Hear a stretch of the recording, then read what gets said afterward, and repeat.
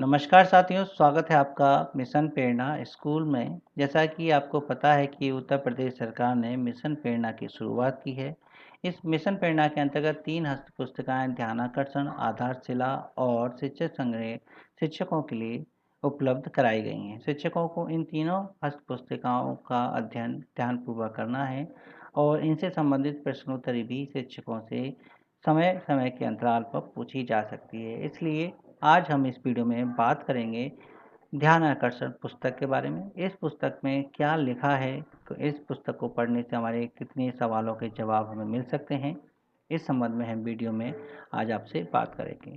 ध्यान आकर्षण पुस्तक को पढ़ने से पहले हम आपको बता दें कि इसके भाग 1 में हमारे पास प्रश्नों की श्रृंखला में सबसे पहले है कि ध्यानाकर्षण से क्या तात्पर्य है। दूसरा है कि ध्यानाकर्षण की आवश्यकता हमें क्यों पड़ी। तीसरा प्रश्न है कि ध्यानाकर्षण शिक्षण का प्रमुख उद्देश्य क्या है। बच्चों द्वारा कक्षानुरूप अधिगम स्तर प्राप्त न होने के क्या क्या कारण हो सकते हैं, ये भी आज हम इस वीडियो में जानेंगे। और साथ ही अंतिम प्रश्न के साथ कि कक्षानुरूप अधिगम स्तर प्राप्त करने के क्या उपाय हो सकते हैं, ये भी हम इस वीडियो में जानेंगे। तो इस वीडियो के अंत तक बने रहिएगा, इस वीडियो को लास्ट तक देखिएगा और काफ़ी सवालों के जवाब आपको इस वीडियो में मिल जाएंगे। चलिए सबसे पहले हम बात करें ध्यानाकर्षण को लेके कि ये क्या है। तो समान कक्षा में बच्चों के विभिन्न शैक्षिक स्तर और कक्षा अनुसार अधिगम स्तर न होने पर शिक्षक के लिए सबसे अधिक महत्वपूर्ण तथ्य यह है कि वह आत्मविश्वासी हो। उसे दृढ़ विश्वास हो कि हर बच्चा विशेष है और सबके सीखने की अपनी गति होती है। जब कोई बच्चा तेज होता है तो पूर्ण संभावना होती है कि वह अन्य किसी क्षेत्र में दूसरे बच्चों से पीछे होगा। उसी प्रकार यदि कोई बच्चा कमज़ोर है तो संभावना यह भी बनती है कि वह किसी अन्य विषय में श्रेष्ठ हो सकता है। इसलिए हमें बच्चों को उनके विषय में प्राप्त अधिगम स्तर के अनुसार विभाजित करना चाहिए। इसके अतिरिक्त हम बात करें कि अब हमारा कार्य शिक्षक के रूप में यह भी होगा कि हम बच्चों को उनके रुचिकर विषय को अन्य विषयों से जोड़कर उसे उन विषयों में भी अधिगम प्राप्त करा सकें। हर विषय एक दूसरे से संबंधित होता है, इसलिए हमें बच्चों को विश्वास दिलाना है कि अन्य विषयों में भी रुचिपूर्वक अधिगम प्राप्त किया जा सकता है। ये खास बात है कि बच्चे अगर किसी एक विषय में होशियार हैं तो उस विषय को ही लेके दूसरे विषय से संबंध स्थापित कर हम उसका इंटरेस्ट, उसकी रुचि दूसरे विषय में भी ला सकते हैं। चलिए प्रश्नों की श्रृंखला शुरू करते हैं। तो सबसे पहला प्रश्न था हमारा कि ध्यानाकर्षण से क्या तात्पर्य है। तो हम बताएं आपको कि ध्यानाकर्षण से तात्पर्य अधिगम आधारित शिक्षण से है। अधिगम आधारित शिक्षण में विशेषता यह है कि यह बच्चों के उच्च स्तर से प्रारंभ होता है, जहां से बच्चों को सीखने में समस्या उत्पन्न होती है।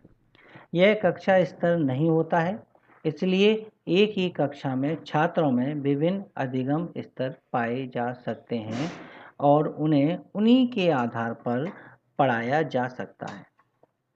तो ये खास बात है कि जहाँ बच्चा छूट गया है, जहाँ से बच्चा सीखने में परेशानी हो रही है उसको वहीं से हम आगे पढ़ाना उसको शुरू करें। ध्यानाकर्षण की सबसे अच्छी खूबी है और ध्यानाकर्षण का यही तात्पर्य है।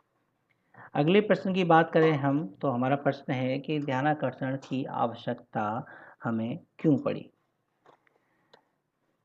उत्तर है इसका कि जब बच्चे अपनी कक्षा एवं आयु के अनुसार अपेक्षित अधिगम स्तर प्राप्त नहीं कर पाते हैं या शैक्षिक मूल्यांकन अथवा परीक्षा में कम अंक लाते हैं तो वे शिक्षा से दूर होने लगते हैं।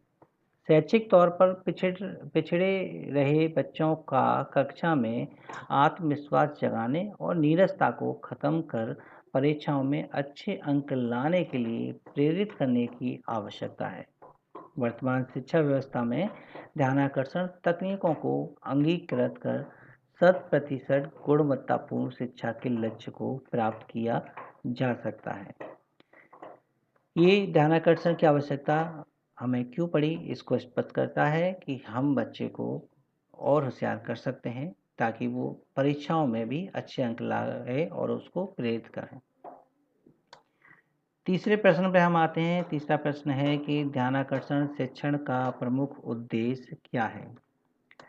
तो इसमें हम बता दें कि ध्यानाकर्षण शिक्षण का प्रमुख उद्देश्य उन बच्चों की मदद करना है जिन्हें कक्षा शिक्षण के दौरान अपनी कक्षा के स्तर के अनुरूप अवधारणाओं और कौशलों को सीखने में कठिनाई या परेशानी होती है, जिसके परिणाम स्वरूप वह परीक्षाओं में तुलनात्मक रूप से अच्छा प्रदर्शन कर सके। आइए अब जानते हैं चौथा प्रश्न। बच्चों द्वारा कक्षा अनुरूप अधिगम स्तर प्राप्त न होने के क्या क्या कारण हो सकते हैं? तो इसके उत्तर में हम जानेंगे कि बच्चों द्वारा कक्षा अनुरूप अधिगम स्तर प्राप्त न होने के कई कारण हो सकते हैं, जिनमें से मुख्य कारण हैं: पहला, पारिवारिक शैक्षिक स्थिति एवं वातावरण। दूसरा है कि परिवार की आर्थिक स्थिति। और तीसरा है बच्चे की शारीरिक या मानसिक स्थिति। चौथा कारण हो सकता है बच्चों के अनुरूप से शिक्षण कार्य ना होना। पांचवा कारण हो सकता है अध्यापकों का बच्चों के प्रति कठोर व्यवहार। और इसका छठा कारण ये भी है कि अध्यापकों का भेदभावपूर्ण व्यवहार बच्चों के साथ होता है। साथ ही साथ बाल केंद्रित शिक्षण का प्रयोग ना होना भी इसका एक मुख्य कारण है। यानी बच्चा कक्षा के अनुरूप नहीं सीख पा रहा है, उसमें से कई कारण हो सकते हैं उसके, लेकिन ये कारण मुख्य हैं कि इन सभी कारणों की वजह से बच्चे का पढ़ाई से मन थोड़ा कम हो जाता है और वो आवश्यकता अनुसार अपना अधिगम प्राप्त नहीं कर पाता है। अगले प्रश्न पर आते हैं हम। कक्षा अनुरूप अधिगम स्तर प्राप्त करने के क्या उपाय हो सकते हैं? चलिए, नहीं कर पाया, लेकिन अब उसके उपाय क्या हो सकते हैं? कक्षा अनुरूप अधिगम स्तर प्राप्त करने के लिए शिक्षक की नवाचार विधियों के अतिरिक्त अन्य कार्य भी किया जा सकते हैं, जो निम्न प्रकार हैं। पहला, विषय अनुसार लर्निंग आउटकम आधारित शिक्षण योजना बनाकर। दूसरा, विद्यार्थियों का सतत अवलोकन कर। तीसरा, इसका ये उपाय हो सकता है कि बच्चों का भावनात्मक विकास करें। साथ ही साथ उनके अच्छे कार्यों की सराहना करके भी उनके अंदर अधिगम स्तर को बढ़ाया जा सकता है। सत्र के प्रारंभ में ही बच्चों का मूल्यांकन करके भी हम उनका अधिगम स्तर बढ़ा सकते हैं। कहीं शुरुआत में ही हम जान लें कि बच्चे को किस चीज़ को सीखने की परेशानी हो रही है, उसी से फिर हम उसको पढ़ाना शुरू कर दें। तो ये थी हमारी हस्त पुस्तिका से संबंधित 5 प्रश्नों की श्रृंखला, जो आज हमने इस वीडियो में बताई। और ऐसे ही हम भाग 2 को भी लेके आएंगे, जिसमें ऐसे ही प्रश्न होंगे और उनके उत्तर होंगे। आप इन प्रश्नों को 1-2 बार सुनेंगे तो निश्चित ही इस पूरी किताब को धीरे धीरे पढ़ लेंगे। हम धीरे धीरे भाग के अनुसार अपने प्रश्नों को यहाँ पर लेके आएंगे। आगे की श्रृंखला देखने के लिए, आगे के भाग को देखने के लिए आप हमारे चैनल को सब्सक्राइब जरूर करें, बेल आइकन को ज़रूर दबा दें और ये वीडियो अपने अन्य साथियों के साथ शेयर भी जरूर करें, ताकि ज्ञान का प्रचार हो सके। आज इस वीडियो में इतना ही। मैं आपका साथी गोपाल सिंह।